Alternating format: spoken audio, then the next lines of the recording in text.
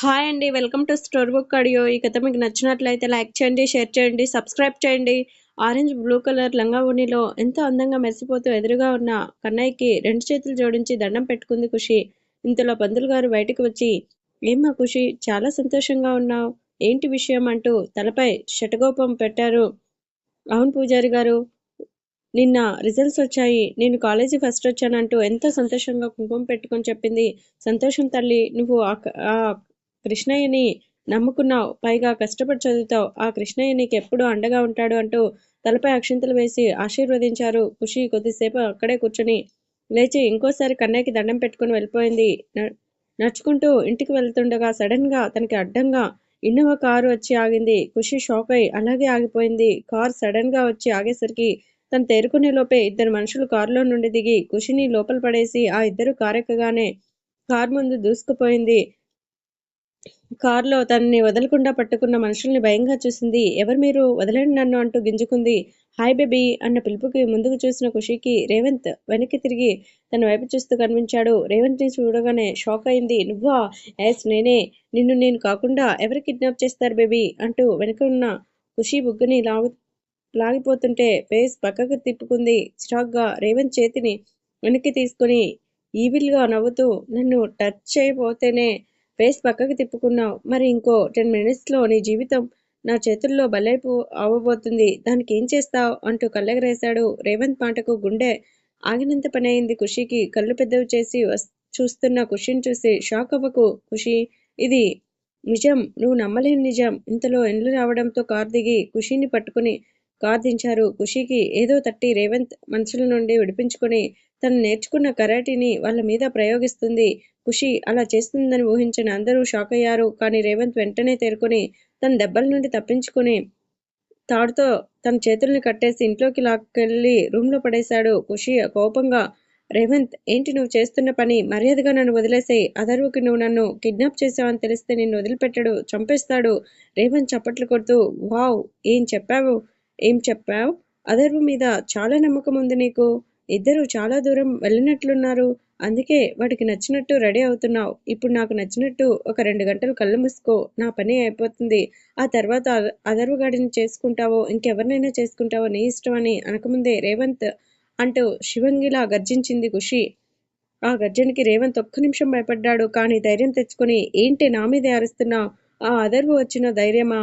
ఆ ధైర్యం ఈ రోజు నా చేతుల్లో నీరు కారిపోతుంది అంటూ తన భుజంపై చేయి వేసి ఓణీ లాగాడు. అతను ఓణీ లాగిన ఫోర్సుకి రౌండ్ గా తిప్పుతూ బెడ్పై పడింది. వెంటనే కట్టేసిన చేతులకి ఏ ఎదగి అడ్డం పెట్టుకొని రేవంత్, ప్లీజ్ రేవంత్, నన్ను ఏం చేయకు అంటూ బ్రతిమలాడింది. రేవంత్ క్రూరంగా నవ్వుతూ, నువ్వు ఇలా బ్రతిమలాడుతుంటే భలే మజాగా ఉందే. నీ జీవితం నా చేతుల్లో బలవ్వాలి. అది తెలిసి నువ్వు అదర్వు కుమ్ములు కుమ్ములు ఏడవాలి అంటూ తన జుట్టుని పట్టుకుని దగ్గరికి లాక్కున్నాడు. ఖుషి కోపంగా అతన్ని తోసేసి, చంపేస్తాను నిన్ను. అథర్వ గురించి ఒక్క మాట మాట్లాడినా చంపేస్తాను.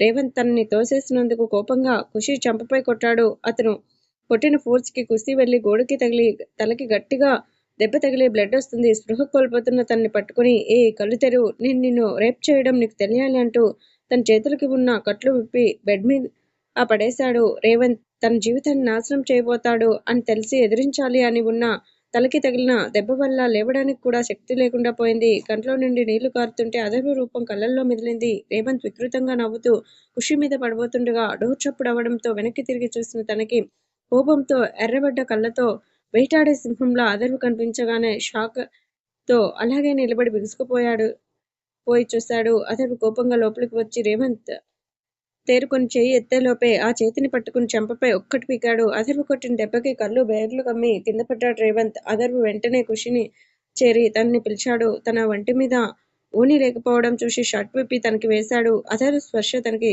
తెలిసిందేమో. బావా అంటూ చిన్నగా పలికి స్పృహ కోల్పోయింది. తన్ని ఎత్తుకొని భుజంపై వేసుకుని రేవంత్ ని కోపంగా చూశాడు. రే, ఎంత ధైర్యం రా నీకు? నా ఇంటికి వచ్చి నన్నే కొడతావా అంటూ లేచి కొట్టబోతున్న వాడి చేతిని పట్టుకుని వెనక్కి మెలితిప్పి, రే, నీకు ఆల్రెడీ నా విషయంలో అవగ అవగతమైందనుకున్నాను. నిన్ను చాలా తక్కువ అంచనా వేశానంటూ చేయి విరగ్గొట్టి కింద పడేసి వాడి గుండెపై కాలు పెట్టి, నా డెబిల్ గాడి జోలికి వస్తావా అంటూ అక్కడే ఫ్లవర్ వాజ్ ఉండడంతో అతని మొహంపై కొట్టాడు. అథర్వ అతని గుండెపై కాలు పెట్టడంతో నొప్పిగా అనిపిస్తుంది. అతను కొట్టిన దెబ్బకి వాడు అమ్మా అంటూ అరిచాడు. అమ్మా అంటూ నవ్వి, రేయ్! అమ్మా అని అరిచావు. కానీ ఒక అమ్మాయి జీవితంతో ఆడుకోవాలని చూస్తున్నావు. పైగా వదినని అమ్మతో పోలుస్తారు. కానీ నువ్వు అమ్మలాంటి వదినని పూర్విని కూడా తప్పుడు దృష్టితో చూసావు కదరా! బాబు వయసులో లేని దున్నపోత అంటూ కొడుతూనే తిడుతున్నాడు. ఏం చూసుకొని నువ్వు ఇంత అహంకారంతో రెచ్చిపోతున్నావో అదే అహంకారం లేకుండా చేస్తానంటూ ఎక్కడ పడితే అక్కడ కొట్టి అతని సంసారానికి పనికిరాకుండా చేశాడు. ఇక జీవితంలో నువ్వు ఏ అమ్మాయి వైపు కన్నెత్తి చూడలేవు. ఏం చూసుకొని ఖుషి జీవితాన్ని నాశనం చేయాలని చూసావో అదే లేకుండా చేశానని ఫ్లవర్ వాస్ని పక్కకు విసిరగొట్టి ఖుషిని రెండు చేతుల్లోకి తీసుకుని వెళ్ళిపోయాడు. రేవంత్ అక్కడే సృహ తప్పి పడిపోయాడు. జీవన్ డ్రైవ్ చేస్తుంటే అథర్వ వెనుక కూర్చొని ఖుషి తలని ఒడిలో పెట్టుకున్నాడు. జీవన్ని లోపలికి రావద్దు అని ముందే చెప్పడంతో అతను లోపలికి వెళ్ళలేదు. ఆ క్షణంలో ఖుషిని అలా చూసి తట్టుకోలేకపోయాడు. గుండెని పిండేసినట్టు అయింది. త్వరగా వెళ్ళనందుకు అతనికే కోపం వస్తుంది. ఇల్లు రాగానే పోర్టికోలో కారు ఆపాడు జీవన్. అథర్వ కారు దిగి ఖుషిని ఎత్తుకొని లోపలికి తీసుకెళ్లాడు. మాధవి గారు రూమ్ లో నుండి బయటికి వస్తూ స్పృహలేని ఖుషిని ఎత్తుకొస్తున్న అథర్వ కనిపించేసరికి కంగారుగా అతని దగ్గరికి వెళ్ళింది. అథర్వ ఏమైంది ఖుషికి? అథర్వ ఏం చెప్పకుండా రూమ్ లోకి వెళ్ళాడు. వెనక జీవన్ రావడం చూసి అతన్ని అడిగింది. జీవన్ జరిగింది చెప్పగానే మాధవి గారికి బాధగా అనిపించింది. ఇంకోవైపు రేవంత్ పై చాలా కోపం వచ్చింది. అథర్వ రూమ్ లోకి వెళ్ళి ఖుషిని పడుకోబెట్టి బ్లాంకెట్ కప్పి ఖుషి చేతిని అతని చేతుల్లోకి తీసుకొని తన ఫేస్ ని చూశాడు. నుదుటిపై గాయం, బుగ్గపై రేవంత్ కొట్టిన చేతి గుర్తులతో పాటు బుగ్గలు బూరెల్లా ఉబ్బడం, చేతికి తాడు కట్టడం వల్ల మణికట్టుపై ఎర్రగా కందిపోవడం చూసి కళ్ళు మూసుకోగానే కంట్లో నుండి నీళ్లు కింద పడ్డాయి. అతని భుజంపై ఎవరో చేయి వేయడంతో అది ఎవరో తెలిసి మమ్మ అంటూ లేచి హగ్ చేసుకుని గట్టిగా కళ్ళు మూసుకున్నాడు. అథర్వ కళ్ళల్లో ఎప్పుడూ నీళ్లు చూడలేదావిడ. ఖుషి కోసం కన్నీళ్లు పెట్టుకునేసరికి మాధవి గారికి బాధ అనిపించింది. మళ్ళీ వెంటనే నార్మల్ అయి అతన్ని వెన్ను నిమిరింది. చూడు మామ్, వాడు దాన్ని ఎలా కొట్టాడో నేను కొంచెం ముందు వెళ్ళుంటే వాడిని కొట్టనిచ్చేవాడినే కాదు అంటూ కోపంగా బాధ కలిపి చెప్పాడు. అథర్వ ఇప్పుడేమైంది చెప్పు, వాడి నుండి ఖుషిని కాపాడావు కదా, ఇంక బాధపడుకున్నానా అంటూ కన్నీళ్లు తుడిచింది. జీవన్ అక్కడికి వచ్చి అథర్వ డాక్టర్ కి కాల్ చేశాను, 10 minutes లో ఇక్కడికి వస్తారు మమ్, దానికి డ్రెస్ చేంజ్ చేయి అంటూ వెళ్ళబోతుంటే ఖుషి అతని చేయి పట్టుకుంది. అథర్వ వెనక్కి తిరిగి తనని చూశాడు. ఖుషి ఫేస్ లో భయం, కంగారు. తన చేతిని పట్టులో తన్ని వదిలి వెళ్ళొద్దు అన్నట్టుగా తెలుస్తుంటే అథర్వ తన తల నిమురుతూ డెవిల్, నేను ఎక్కడికి వెళ్ళట్లేదు, నువ్వు భయపడకు, మనం మన ఇంటికి వచ్చేసామని నుదుటిపై ముద్దు పెట్టి బయటికి వెళ్ళిపోయాడు. మాధవి గారు తనకి డ్రెస్ చేంజ్ చేసి బయటికి వెళ్ళగానే అథర్వ వేరే రూమ్ లో ఫ్రెష్ అయి అతని రూమ్ కు వెళ్ళి తన పక్కనే కూర్చున్నాడు. ఖుషి అతని చేతిని గట్టిగా పట్టుకుంది. ఇంతలో డాక్టర్ లోపలికి రాగానే అథర్వ లేచాడు. అథర్వ దూరంగా వెళ్ళిపోతాడేమో అని ఇంకా గట్టిగా పట్టుకుంది. డెవిల్, నేనెక్కడికి వెళ్ళట్లేదురా, నీ దగ్గరే ఉన్నాను అంటూ తన చేతిని పట్టుకున్నాడు. డాక్టర్ వాళ్ళని గమనించారు. ఖుషి దగ్గరికి వెళ్ళి తనని చెక్ చేశారు. తలకి అయిన గాయాన్ని కట్టుకట్టి ఇంజెక్షన్ చేసి టాబ్లెట్ రాసి ప్రిస్క్రిప్షన్ ఇచ్చారు. జీవన్ ఖుషి విషయం డాక్టర్ కి ముందే చెప్పాడు. అథర్వ డోంట్ వరీ రా, తను ఇంకా షాక్ లో ఉంది. ఇంజెక్షన్ చేశాను, 3 hours తర్వాత కళ్ళు తెరుస్తుంది. జీవన్ తన గురించి చెప్పాడు. ఇక్కడికి వచ్చాక మీ ప్రేమ కనిపించింది. తను ఎక్కువ భయపడుతుంది. నువ్వు తన దగ్గర ఉండు, తన భయం పోయి మైండ్ రిలాక్స్ అవుతుంది.